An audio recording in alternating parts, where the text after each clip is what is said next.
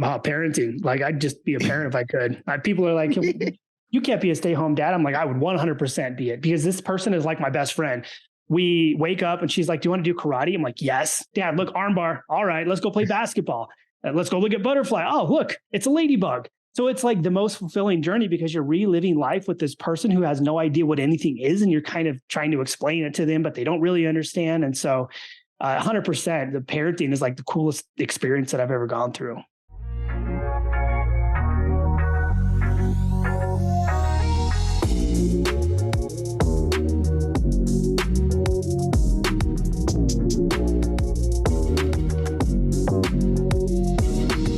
Impact some men today. I think we're going to do a great job.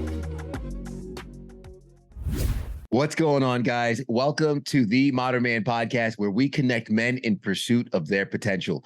Join us as we embrace discomfort, cultivate community, and put wind in each other's sails. If you're ready to take your personal and professional growth to the next level, be sure to like, share, and subscribe to the podcast. And of course, don't forget to check out the Noble Knights Mastermind group, where you will find the support, accountability, and mentorship you need to achieve your goals. Join us and become a part of a community of like-minded men on a mission to improve themselves and elevate their capacity for life. I'm excited to get some wind in our sails from our guest out of Reno, Nevada, creator, dad, Brazilian Jiu-jitsu purple belt, lover of all things water, CEO of Elite Ads. It's my pleasure to have Chandler Walker on the podcast. Chandler, thanks for taking the time, man. Yeah, thanks for having me. I'm excited to be here to talk about the ups and downs and everything in between, and how life can take us through some crazy twists and turns, and how we can make reasonable expectations to thrive. Yeah, absolutely. Listen, life has given me a couple punches in life, but hey, I'm here, dust myself off. We're still going, as a lot of our listeners have done as well. I really quick want to make sure that I give you the floor, so you have the opportunity to introduce yourself in your own words, get acquainted with the audience, because I can say the titles, CEO, Elite Ads, I can say the accolades, but that only tells just a fraction and a piece of the story. So I'd love to hear from you on how you introduce yourself, and you can welcome yourself to the audience, and then we can kind of hop into the conversation. Yeah, I'm happy to do it. My name's Chandler. I am a person who likes to, I'm constantly smiling. I'm trying to constantly be happy. I'm a dad. I think beyond business, one of the most important things for me is to be there for my daughter, my little girl, to actually have a dad who can be with her and not just quote unquote working for her. Because I think when we get to that realm, we lose the actual sight of what we're doing it for. I grew up with a bipolar mom. So growing up, I learned the ups and downs, the in-betweens of mental health and people who suffer from it, and how to not hate someone for where they're at. And I kind of learned to communicate with people from a place of compassion, care, and concern, and to check my ego. And I think it's one of the powerful lessons that's led me to have success in my life and where I'm at. Yeah. Hey, we could start right there, if you don't mind, in terms of that environment. How would you say that's molded how you show up in your family today? Because you mentioned learning how to check the ego and really have compassion and understanding, which I think is not something that comes naturally to a lot of us men. We almost have to learn that the hard way, or kind of have to go through some experiences in life. And unfortunately, sometimes it's not until later in life with our spouse or with our children. But for someone who's who's had to go through it a little earlier in life, how has that, I guess, shaped the relationships for you through adolescence and moving forward? Yeah, good question. So growing up like that, I grew up with my mother, and I had obviously siblings. And what I learned with her was there was periods of like extreme high, like happiness, and extreme low, like sadness. And sometimes the extreme lows, sadness, was anger, and there was yelling and screaming. She never really directed it at me, but most kids in that environment turn to sort of hate. They learn to hate that environment and hate who they are. They become just not very confident in themselves, and it forces them into this kind of weird position to where they're never truly happy, and they don't know why. But what I learned from that young age was that it wasn't my fault. And I started learning that what she was saying was a byproduct of where she was sort of suffering from. And she didn't really find a solution until my adult life. But what I recognized was that if I didn't get angry, and if I didn't push my emotions into it, then I was able to actually quell the situation. And so what it was, and maybe it was a defense mechanism early, but what it taught me was that if I didn't become emotionally involved in the situation, I could calm the situation down and remove the problem from the situation. So as I grew up, what I learned was if you have patience, if you sit there and listen to someone, if you ask questions, if you bring the conversation and the moment from an emotional moment down to sort of a logical moment or a moment to where you're neutral, you can actually remove the problem from a lot of different situations. And take like Brazilian Jiu-jitsu and martial arts. When I go through that, I'm at the brown belt level now, but it's not about violence. It's about obviously being prepared if something happens. But when you're in a situation that's escalated, the most important aspect of de-escalating those situations is your ability to communicate. And your ability to communicate at a neutral level and bring someone from a level 10 down to a level 5 without them feeling minimized, or without them feeling like you're talking down to them, or without them feeling like you're getting upset or angry. Yeah, it's one of my mentors used to call it verbal jujitsu, or verbal martial arts is the interaction or the conflict begins in the dialogue, and being able to use that dialogue in a specific and intentional way to avoid a foreseeable outcome is really where the skill comes into play. Sure, having the ability to handle a worst case scenario is helpful, but your intention is never to get there. And I imagine that there's I hear when you mentioned patience and taking the emotion out of it, a level of stoicism in that approach, a level of kind of just calm in the storm, and probably self-awareness as well, that all comes about when in our lives things start to get shaky, whether it be at work, whether it be at relationships, whether it be kind of a deadline, or even if you're practicing at Brazilian Jiu-Jitsu. I imagine it's not easy staying calm when there's someone who is actively trying to cause pain. Yeah, exactly. And here's a fun situation that I got into a couple months ago. So I was wearing a jacket that has pink sleeves, and it's like purple, and it's a bunch of different colors. It's fun. We call it, well, I'll tell you what the name of it is in a second because it'll make more sense. And my hair's long, so my hair was down. And I noticed that my car was low on oil, and it was weird because we just got an oil change, so we obviously got screwed. But I pull into the store O'Reilly Auto Parts to get oil to put in the car. And I'm sitting in the checkout line, and this guy, he's across from me. He's his clothes are greasy. He's got like holes in his jeans. He looks like he works for a living. So I was like, all right, this dude's probably just kind of upset because he's had a hard day, whatever. So I look away, I look back, he's still looking at me. And I was like, all right, I'm just not going to look back over there. Because in that moment right there, most guys want to look straight at them, push their ego into the situation and be like, I'm not going to let this guy punk me or whatever. And I'm like, who cares?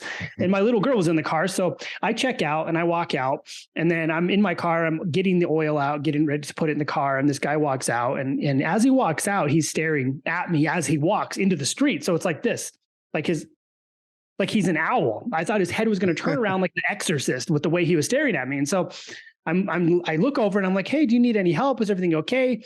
And then he keeps walking, but he says, say something else and I'll come over there. And I was like, what is this dude's problem? He doesn't like me. And I was like, okay, man, just have a good day. So scenario 2, what do most guys want to do? Well, F you, don't talk to me like that. I'll show you my ego. But why would I put my ego in that equation? Why does it matter? What is it going to do for me to get in a fight with the guy on the street with my little girl in the car? It's going to put me in a place where I go to jail and she watches her dad get in a horrible situation and it impacts her. And so words can only create power over you if you allow them to. So I let him walk, and then he gets in his car, and funny enough, his car has like his business license number, name, the phone number for where he works, the construction company. So he's like a walking advertisement at the moment. And then he gets in his car. I'm putting the oil in my car. He rolls down his window and he yells, gender fluid, gender fluid. And I was like, oh, mother of God, this guy didn't like me because my hair's long, because I have a pink jacket on. And I was like, all right, enjoy your day. Yeah. And so he drives off. Yeah, whatever, dude. So then the funny part after those, my little girl looks at me. She goes, Dad, she's 4. She goes, what does gender fluid mean? So then I'm like, well, okay, here's what gender fluid means. Here's how what people do, why they do it. And she goes, oh, okay, well, do you think we can call your jacket gender fluid? And so from then on, we call that jacket, it's called gender fluid. So we leave the house and she goes, Daddy, you forgot gender fluid. But so I turned that situation into like a funny, humorous situation, taught her what the word means. And now we have a funny name for the jacket based on that situation. Whereas if I allowed my ego to fall into that and to really get upset and to get mad at that guy and let his words harm me, I could have gotten into a fight on the street. I could have gone to jail that day. My daughter would have watched her dad get into a situation that would have impacted her for a long time. And it would have been completely my fault because I wasn't able to check and control the words someone else that uses against me that don't mean anything. Absolutely, man. I love that. The words only create power if we allow them to. And that is a pretty cool name for the jacket. And I'm picturing the jacket. It sounds like a badass jacket. I'm not gonna I should have brought it in here. It's a puffer jacket. It looks like a Patagonia. It's a legit. Oh, that's what I'm talking about. And that's the thing is they can hate it if they want to. They don't understand the style, man. They don't understand the style. Growing up, going down, I know you went down the medical school route, graduating degree in biochemistry, yet you made a shift, decided to take on a brick and mortar wellness facility, scale that to 7 figures. What was that, I guess, transition like? Because, I mean, being the son of 2 immigrant parents, growing up, I had 3 choices. It was you're a doctor, you're a lawyer, you're a failure. I guess I shocked him when I shocked him when I said, hey, I'm going to go into TV and become a meteorologist. And that worked out. But there was really kind of a sense of, no, this is what you do. You go to school, you graduate, and you follow through, or else it's not going to be success. I'm interested to know what your experience was like graduating with biochemistry and what was the catalyst that led you to altering that path. Yeah, good question. So as I was growing up, obviously my mother suffered from bipolar disorder and we didn't figure out what was going on until my adult life. And so they kind of led me on the path to where I could sort of be a healer, help people for a living and be part of the solution to the epidemics and problems that we experience. But as I was going through it, and at the same time, my dad was an entrepreneur. He had a contractor-based business. So it was siding, windows, patio covers, stuff like that. He made me work with him every summer. And he said, Chandler, you're going to work with me every summer. You're going to install siding, all these windows and these things. So that way you never want to work with me again. And that 100% worked. I realized real quick that I did not want to work with my hands for a living. So I was going straight to college, med school, anything. But I did that. But the problem was I was in this to help people. I wasn't in this to make money or for like a God complex or anything like that. And as I was going through and as I was precepting, what I realized was all I was doing was going in the back, looking at a big book, taking the book, giving someone medication and sending them on their way. There was no real ability to help people long term. And it's not a shot at doctors. It's the way the system is. The system is a sick care system. Help people when they're sick, send them on their way, and only help them again when they're sick again. And so at that moment, I knew I needed to break off. I knew I had the opportunity because I had a network. I'd been doing seminars and working with a bunch of other gyms and stuff like that. We call the seminar the Fluff to Tough Healthy Eating Seminar. And so I knew I could break off and do something. And then I knew my dad ran his business, so I knew it was possible. So I had the confidence there between mom and dad. It's not like we grew up with this like super wealthy family. It was barely surviving Salisbury steak on white bread sometimes type of living. But I begged, borrowed, and pleaded and bootstrapped $50K to start the business. And so when people say you need money, it's like, yeah, well, I literally begged and figured out a way to make $50K. And my bank account probably had 36 cents in it at that time. So it's possible to be able to do that. And so then I broke off. We opened the brick and mortar. And my dad kind of helped me build things out and get things going, but there was no real concept of what do you do next? I was this young, quote unquote, dumb kid coming out of medical school with no idea how to run a business. Because in like the med school game, it's like go to class, do your work. You have a very structured schedule and outline. With this, it's like you have nothing. You don't know what you're doing. So I was able to open, obviously, and then we opened and we were able to fill the doors and have kind of profit and pay our bills when we opened because we did what we call the Founders Club. So we had a deal where everybody who signed up before we opened got a certain amount. We calculated that based on what we needed to make to actually pay rent and to be able to survive. But that's kind of when it got really hard. What were the lessons you learned in that process of adjusting that you're thankful to have had? Because a lot of times the difficultness we experience in life is never fun, but we could look back in hindsight and I could say, a $50 problem when I was 18 years old sucked. A $50 problem today is like, all right, it's, just a minor annoyance, but the problem is still the same. My capacity to handle it has changed over time. So that shift in that process before things really got hard, what was the biggest lesson in the adjustment that you learned? Yeah, the biggest lesson for me was most people wish, they wait, they want, they hope, they just keep being miserable. They just keep doing the thing they don't want to do, and they never make a change. They never do anything with their lives. And then 20 years down the road, they regret not doing it. Mm-hmm. So the thing that I learned that was probably the biggest impactful thing in my life is I could have gone through med school. I could have gone and finished. I could be 300-400K in debt. I could be miserable. I could be working 1 million hours a week. I could be not happy with where I'm at, but I didn't. I changed. I shifted my dynamic. I created the income potential of a doctor and more without the debt. And so now when I look back, I'm happy that I made the shift. I'm happy that I was able to actually build something to where I can spend time with my daughter now. I don't have to put in 80-hour work week. I don't have to put in all this hustle and pray strategy to actually survive. I don't have to be at a hospital 24/7. And so I think the decision for me to act was one of the most impactful decisions of my life, because now I don't look back and say, well, what would it have been like if I would have done that? Or I'm not in that position where, well, I would love to do that, but I have $289,000 in debt. So there's no way I could replace my income. Yeah. And so now it puts me in this place where I'm like, wow, it's pretty cool that I actually did it. It's pretty cool that I'm here, because a lot of other people I went to school with tell me that they wish they would have done something similar. I feel like it's hard for us to believe in the moment that there's a different option. And we could talk about some of the expectations of ourselves that we put on ourselves, maybe the expectations society and others would put on us to grow, build, support a family. And a lot of guys go through this. And you mentioned like working the 60-hour weeks, the 80-hour weeks. A lot of us will pride ourselves on being able to put our heads down and provide, but we never truly ask, what it's all for and what it's all about. Did you have that mindset beforehand? Because being able to jump off the cliff could be scary for some. And unfortunately, so many people are stuck in their ways where they're like, no, this is what works, is what's always worked. I know a lot of well-off doctors. I'm sticking to this path. But how can you show them, the path less taken is probably more fruitful? Yeah, I think for people, we like to follow the path of least resistance. And what that means is we like to stay on the path that we're on because that's the easiest thing to do. Mm-hmm. But sometimes the hardest thing to do is look in the mirror and recognize that what you're doing isn't really what you want to do. Even if it's something you've talked about with other people, even if it's something you've been working on for years, even if it's the thing that you're supposed to, quote unquote, be doing.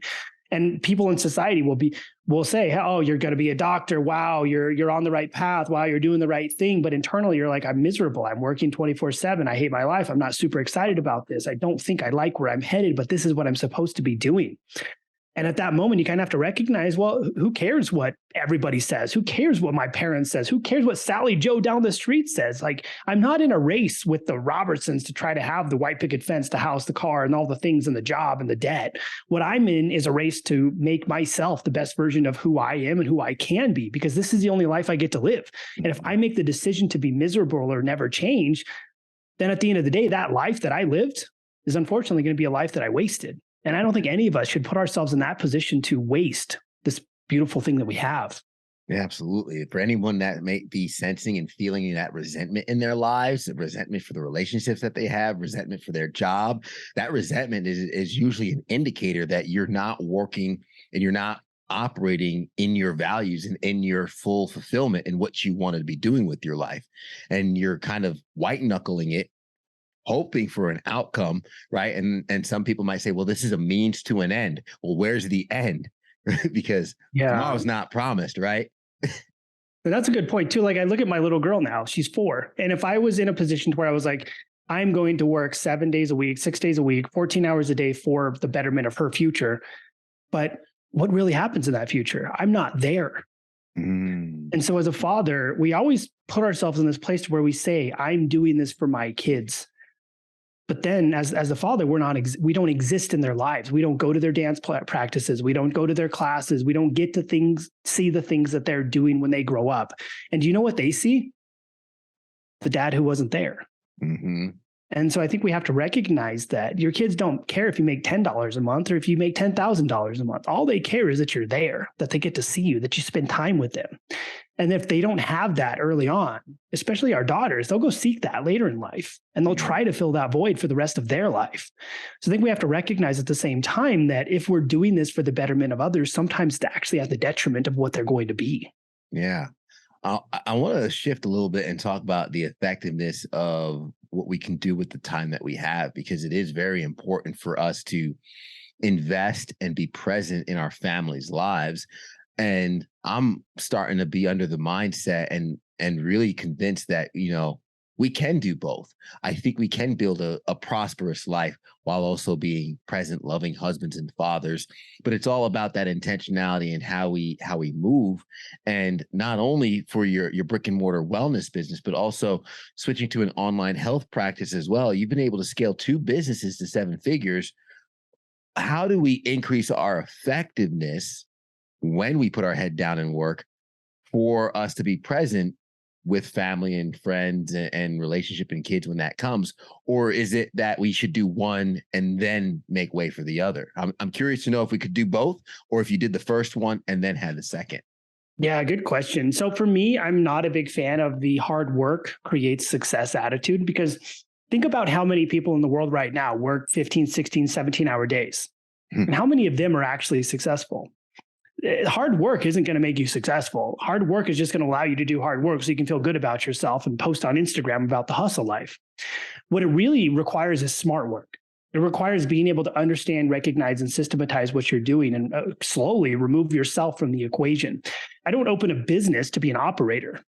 Like, my potential in a business isn't to open it and be in it 24/7. The potential for me in a business is to be able to scale the business, to remove myself from the actual output of the business. So I only operate as sort of a board of director. And that's what we need to be focused on. And we focus on that with smart work. And so when I look at the brick and mortar, the first year, I didn't have that. So I did work a lot in it. And I would wake up at 4 a.m. and go to bed at 11 p.m. And then I recognized that I needed to pay attention to my net metrics. I needed to systematize processes I was doing all the time. I needed to hire people to replace the tasks that I was doing. And once I started slowly doing that, I removed non-profitable programs. I only focused on the most profitable programs, introduced products as we started to max out what we had, started to put people in place to actually fulfill. I started removing the need of me from the equation. And then I built an actual business that sustained itself and built itself. And I was able to travel and do other things. And then when we built up the online platform, same thing. I didn't open the business to be a coach. Mm-hmm. I opened the business to have other people coach, to be able to grow and scale the business so I can be at the helm. I love that. A lot of folks get stuck in the sales process, right? And even from my experience, here I am. I have a beautiful product. I've got the systems in place, and I'm ready to serve and ready to give, but I just can't get that sales process down packed, or I can't find my audience. I'm having a hard time getting that transaction for the money to actually come in. A lot of guys and a lot of people in general find themselves stuck at that threshold.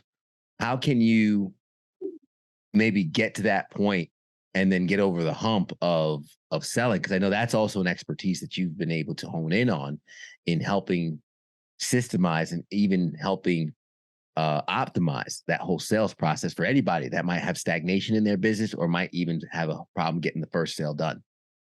Yeah, good question. So I think in the first phase of your business is like $0 to $1 million. And so in that phase from 0 to 1 million, your only goal in life and purpose in life is to sell. A lot of gurus will tell you need like systems and fulfillment and all this stuff, but all of that needs to be pushed to the side. And the only thing you're good at in terms of building your thing should be selling your business and selling your product or service. And so when I was first building mine, I learned how to run Facebook ads by myself. There was no coaches. It was 2009. So I was basically lighting money on fire to figure out how to do it. And I did it. And so I generated leads via ads. Leads would come in. I would call them immediately. Nobody told me to do that. I learned that I needed to call them within 5 minutes and they would magically be there. And if I didn't, they weren't.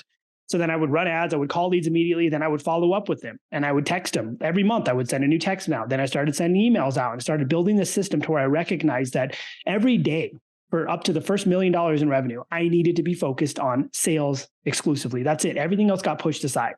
So I would wake up, I would follow up with all leads that we had previously.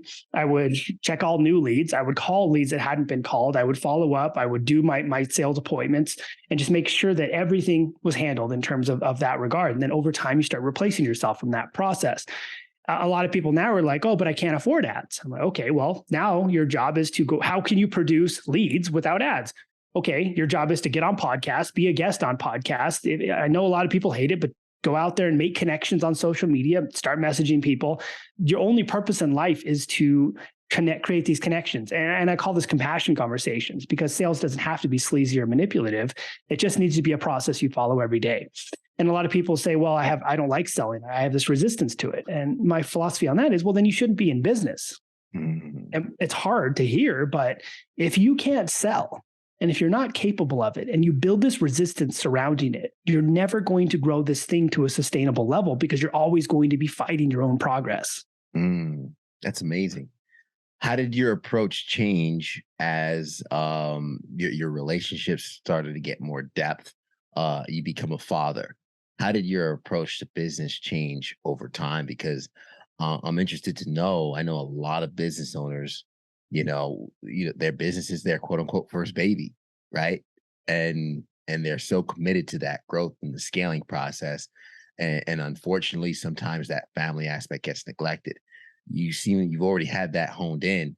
I'm curious to know, how does the approach change as the responsibilities and I guess the necessity of attention to family and fatherhood continues to increase? Yeah, good question. So from the second I held my little girl, kind of everything changed for me. I recognized at that moment that I needed to be there for her, that I was willing to flip everything I was doing upside down in order to maximize the time I had to spend with her. And I wanted to be the father that was going to be there for her, not the father that was working to be there eventually for her, but the father that was going to be at every dance practice, at every gymnastics practice, every recital. And I still to this day am sometimes the only father who's at literally everything. I'm dance dad. Like I show up to dance class and I'm in there doing it with all, like the moms are teaching me how to put hair up and stuff. Like I got this now. So nice. It's exciting. But the shift I did was, and there's a quote that Warren Buffett put out that I like a lot. It says, you don't buy a dog and bark for it. I started to look at that in my business and say, okay, I'm not going to use my business to be an operator. I'm going to use my business to be an owner. I'm going to use my business to generate profit, to buy more businesses other people own or other people operate for me. And so that mindset shift took me from a place to where I was like doing sales calls and doing coaching and fulfillment to a place to where I scaled and I removed myself from fulfillment. I don't do any fulfillment. And I remove myself from the sales process. I don't do any sales. My only responsibility in the business is to drive the growth of the business and to be the CEO. And at some point to step out of that and even hire the CEO to replace me for that aspect. And I started looking at that and saying, okay, well, now if I do this, I don't need to start businesses. I don't need to start building and building and building. I just need to buy things that other people are operating, and I can pay them to be operators while taking the cut of the business. So that's kind of the philosophy and how I shifted. It's no longer about what can I do in the business. It's what can I get someone else to do in the business, and how can I make enough revenue to sustain that? What advice would you give to someone? I'm thinking of the listener right now. They're driving their car on their way to work. They're trading time for money. Or maybe there's a guy listening. He's halfway through his workout, put an extra 5 pounds on the weight, by the way. And they're just thinking to themselves, man, I want to dial it in like Chandler. I just don't know where to start, right? They don't have a family yet, but they might be looking towards getting one sometime soon. They might be having that ambition of being that present, loving father, but they just don't have that infrastructure set up. What is some advice you would give to someone first starting out, or first maybe honing in on what to do next? Yeah, good question. So do it like the Johnny Cash song, one piece at a time. You Nice. take the Cadillac, you build it over the next 20 years. It looks like a Frankenstein thing, but you put it together one piece at a time. Because if you think about the whole concept, it's too much. So you start off with phase 1, 0 to 1 million. What are you doing? Every day you wake up and you make sales. That's it. Every day you wake up, you follow up with people. You just produce sales. You are everything. Then once you hit the 10 to 20K a month mark, you hire a coach who manages your fulfillment process. That person coaches your clients. Now you scale that thing up again. And you scale it to a point where now you're on too many sales calls. So now you replace yourself with a salesperson. That person takes about 20% of your calls in the beginning, and you slowly give them more calls as they prove themselves. Now you've removed yourself from fulfillment and sales. So now you're at a position to where your only responsibility is to manage the sales team, manage the fulfillment team, and make sure that growth is happening via the marketing realm. So next phase, you grow yourself to a point where you can replace the marketer yourself.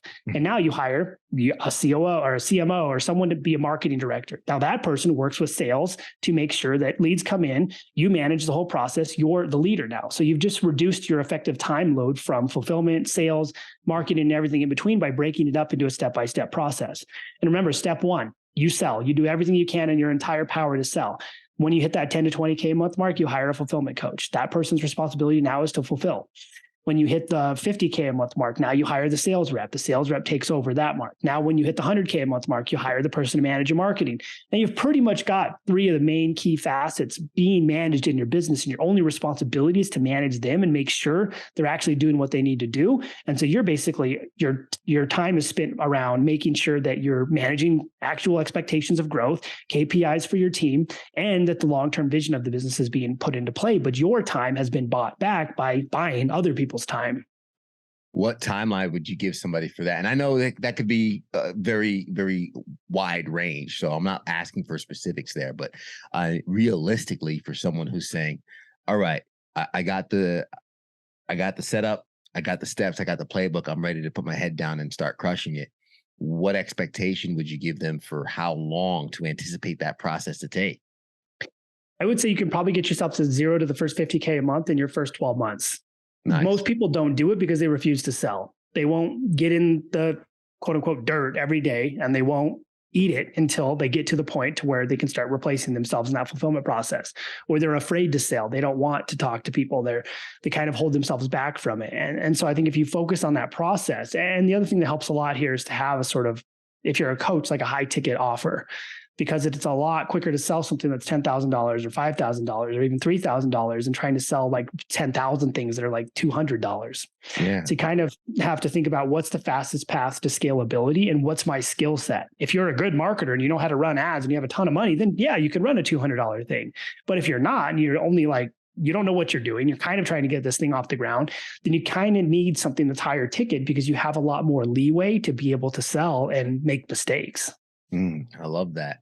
It sounds like you didn't have that threshold to get through in terms of fear of selling. Hey, you got the lead, you called them right away. What would you tell somebody? I mean, you almost wish you could shake people sometimes, right? Like you're like, stop being so afraid. But yeah, exactly. How would you get them past that threshold? Because as you mentioned, the fact that you just broke down in 12 months, they could scale to that level of replacing themselves, at least with the sales process. That's 0 to 1 million. You're looking at anybody who is dealing with the fear of selling. It's costing them $1 million a year dealing with that fear. How do you get them over that hump?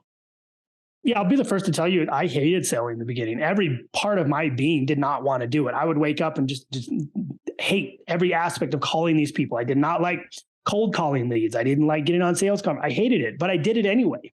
Because sometimes you have to do the hard things in order to make life easier in the long run. And this isn't saying you have to put in 80-hour work weeks every day of your life. It's just saying sometimes you have to do the things that make you a little bit uncomfortable in order to do the things that are going to make you massive amounts of success down the road. It's the same thing with someone going to like med school. You're going to put 1 million hours into the books in order to make that thing work. You're going to do the same thing over here. Like, I didn't like studying anatomy and physiology and learning everything in Latin. That was horrible. I didn't like making sales either. Well, I liked making sales, but I didn't like doing the sales process. And so at some point you have to say, I don't like this, but this is the first step to making the next best version of me actually happen. And if I don't take this step, I'm going to fail and I'm going to falter and this is never going to work. And then I'm going to make an excuse and go back in the workforce. And so you really just have to look at yourself in the mirror and say, if I don't do it, no one else will. Yeah, no, I love that. I'm shifting the conversation a little bit, and I feel like I know the answer to this question already. But business, parenting, which one's more fulfilling so far? Parenting. Like, I'd just be a parent if I could. People are like, you can't be a stay-home dad. I'm like, I would 100% be it, because this person is like my best friend. we wake up and she's like, do you want to do karate? I'm like, yes. Dad, look, armbar. All right, let's go play basketball.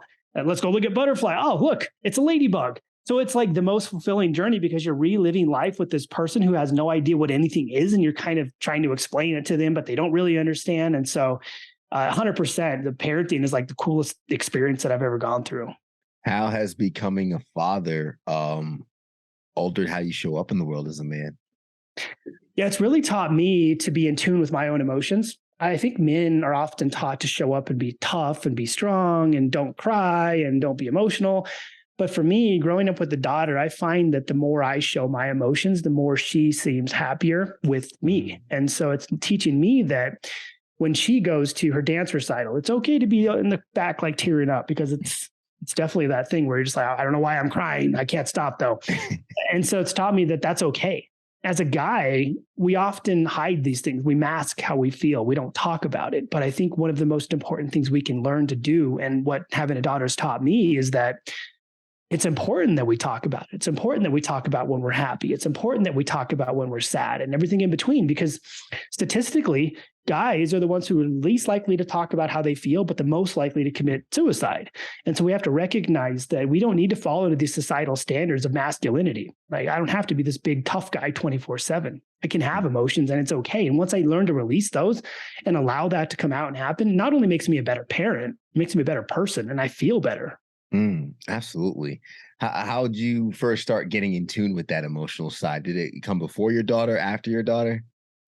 It came, I would say, the first time I held her, it was like this feeling of like electricity, and why am I crying? I can't stop. And then all of a sudden it just kept happening again and again. And I felt these like surge of emotions that started to really come out and happen. And so it taught me that, okay, you know what? Being emotional is okay. Part of this process is teaching her that she can be emotional too, and that it's not bad to cry. It's not bad to feel bad. It's not bad to feel good, and everything in between. It's okay to go through this whole spectrum, because that's how humans are. That's what we're built. That's how we're designed to be. Yeah. For anyone that's looking to optimize their approach, and as we come to the end of the episode, because honestly, Chandler, you've had so much advancement through life. I mean, we didn't even touch on the crypto. Was it $250? You turned to like 50,000 or something? Oh yeah. When we were first opening up my first brick and mortar, I was like, hey, let's buy this thing called Ethereum. And my partner she was like, I think it's a scam, but whatever you think. So then I did it. And that initial $250 investment turned into like $50,000. And so we did the same thing. I bought this coin called Litecoin, a coin called Matic. And I started learning how to kind of look at the coins and figure out which ones are total scams and which ones solve big problems and have scalability. And so we're able to kind of replicate that over and over and over again. I love that. And I think that for me, I touch on that just to, I guess, highlight some of the importance of how important it is for us to kind of be malleable, but also be attentive to the world around us and where it's going and what's happening. We could have our head down, we can grind, we can work on our businesses and scale. And I'm not saying get distracted. I'm not kind of advocating for distractedness, but I'm also just advocating for, keeping an ear to the ground, paying attention to where the world is going, and kind of picking up on how we can probably leverage some of these trends in our direction. And I also want to touch on the health business focus that had 6 pillars. You had the 6 pillars of the mental health, the social health, the sleep, the nutrition, fitness, wealth. How'd you come up with those 6, and what does that mean for the foundation of how you show up every day in your life, and what you hope maybe some men listening can adopt in their own lives? Yeah. So when I came up with the 6 pillars of wellness, and I added a seventh one recently, was in the brick and mortar, I probably met with 3,000 or 4,000 different people one-on-one, and we worked with them, we talked with them, and figured out what was the most important aspect of someone becoming overall well. And because I came from biochemistry, I have like a scientific mind. You figure out what's going on, then you start mapping it out, then you create the mind map, then you all of a sudden have a system, and then you can see what the problems and issues are associated with people. And so what I figured out was, number one, people always walked in and their mental health was wrecked. Didn't matter, man, woman, whatever. If mental health was not in order, everything else was going to fail. It didn't matter what diet you started. It didn't matter what you did. Anything you did, it was all going to go down the drain if you didn't get mental health in order. Number 2 that I found was social health. If you walked in and people were telling you that you sucked, that you weren't going to make it, you were wasting money, this was a dumb idea, you were going to immediately fail, because you were already, it's like inception of the brain. They're rewiring your brain to think bad thoughts, to think horribly, to think that you can't make it. The third thing that I looked at was sleep. If someone's sleep wasn't optimized, it was going to impact their mental health. It was going to impact the way they felt about themselves and others. And no amount of nutrition or fitness could fix that. Then the next thing we looked at was nutrition. So nutrition had to be organized in a way to where it was based on something that was sustainable for people to do and not something that was like a diet. So it wasn't like keto, pescatarian, the 48-hour Hollywood cookie diet, or everything in between. It was, what foods do you like and how can you make this work in sort of a balanced macronutrient composition that allows you to do this when you're at work, when you're at home. So that way it's sustainable and doesn't make them hate themselves when they fail or cheat, quote unquote. And then the next thing was fitness. Fitness was less about going to the gym and like wearing a nipple tank and like just smashing weights, and more about how can you make this thing sustainable and fun? Because the most important aspect of fitness for me is bone density, which is one of the single biggest predictors of longevity of life. So, hey, if you like going for a swim, go for a swim. If you like going for a hike, go for a hike. If you like doing CrossFit-y stuff, do that. But figure out what's sustainable for you that's not miserable, because nobody likes going to the gym. Actually, nobody likes driving to the gym to run on the treadmill, because it's horrible. It's miserable when you could have just run at home anyway. But the treadmill is the worst thing imaginable. Any cardio equipment sucks unless you like it. Yeah. And then the last thing was wealth. And so one thing I found was, as I went through these 6 pillars, the one that was missing was the 7th, wealth, because most people are not able to financially manage themselves now and for their future. And when you look at it statistically, I think even people who are doing over 200K a year, it was like 40% are still living paycheck to paycheck. Why? Because just because you make more money doesn't mean your lifestyle is going to change and you're going to spend more and you're going to just be in the same situation, worse off. And so wealth became the final pillar that we had to solve, because if wealth wasn't in word, that immediately impacted mental health, that immediately impacted your sleep and everything in between. And so that's kind of where the 6 pillars came about. Yeah, if you're always worrying where your next dollar is going to come from, you can't really fully, treat your mental health and relax and lower your stress levels, because Exactly. you're always kind of risking it, if you will, rolling all the dice. Couple last questions here, because man, you're a wealth of knowledge, and while I got you, why not ask? Is what are some of the life lessons you've learned in your Brazilian Jiu-jitsu journey? Man, Brazilian Jiu-jitsu, it's like one of the biggest life lessons I've learned is sometimes it's about the ebb and flow. So in jiu-jitsu, you'll find sometimes you'll go against a guy who's like the most aggressive human in the history of the world. They're just like pow, pow, pow. And what I learned in that moment is I move into a defensive stance. So they become aggressive. I'm defensive. I allow them to go aggressive. They tire out and then I beat them. When someone's super defensive, I know that I should be aggressive because they're just going to sit there and be defensive. So I have to play upon the opposite of what they're doing in order to beat them at the chess game. And sometimes in life, we have to be able to do that with other people. This is kind of being pliable in your interactions with human beings. If someone is super aggressive and ego-driven, it's okay to take a step back and be a little bit not so ego-driven, to be even inferior to them. People are like, wait, what? Be inferior? But my ego can't handle that. Well, guess what? If you're trying to win in a business negotiation with someone with a massive ego and you go inferior, they're going to buy from you because they feel good about themselves. They're typically insecure. Now, on the other end of the spectrum, if someone's insecure, you have to go a little bit ego-driven to help them make a decision. And so you have to kind of be pliable based on the personality that you're interacting with. And I think that's a huge lesson that I learned from jiu-jitsu that says, okay, it's not always about bashing egos. It's not bashing the same personalities. It's shifting and adjusting based off of who you're interacting with and the way that they sort of see the world. I love that, man. I love that.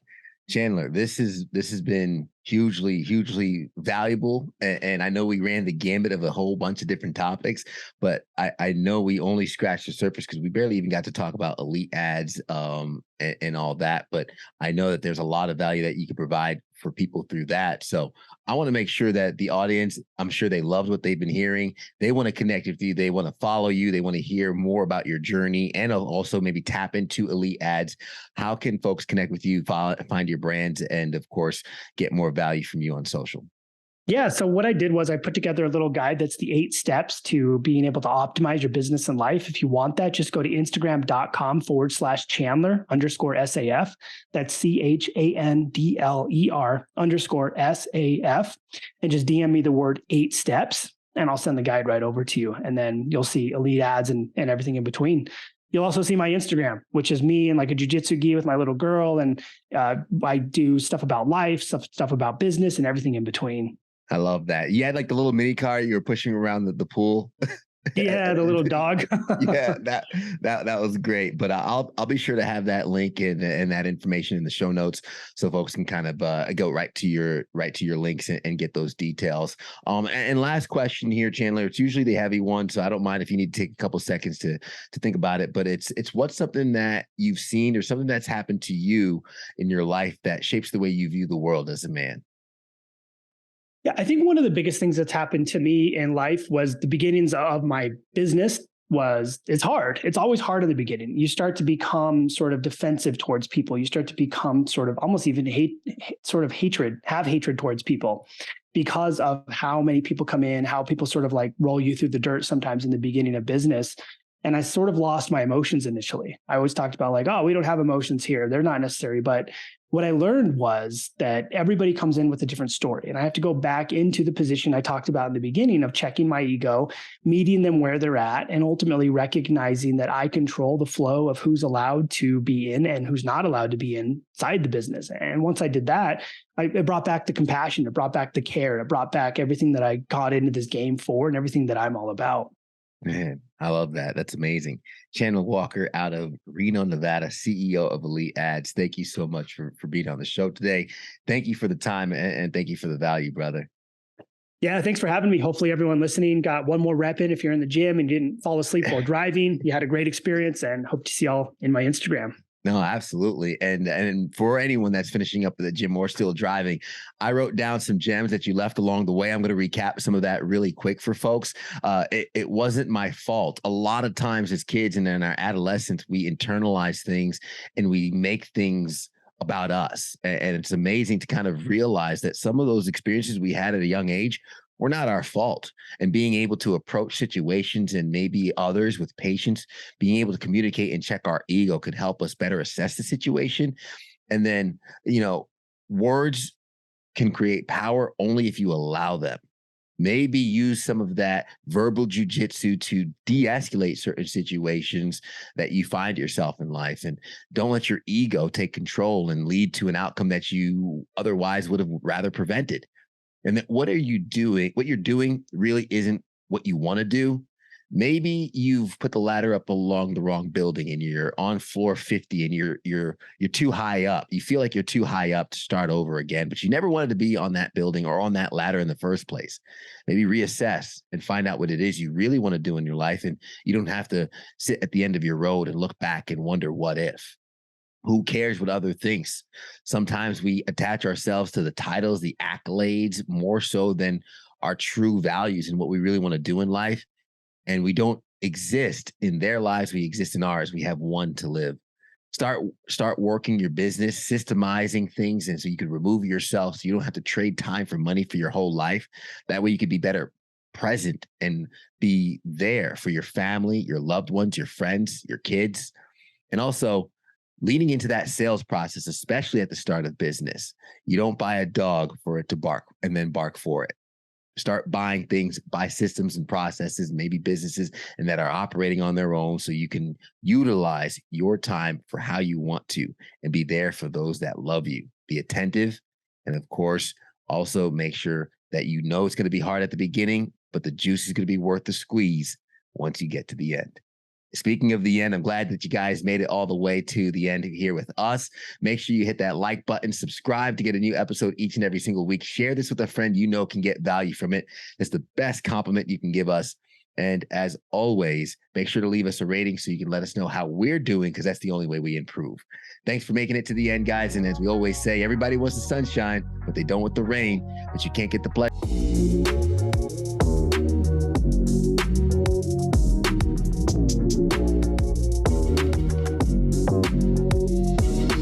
Let's impact some today. I think we're going to do a great job.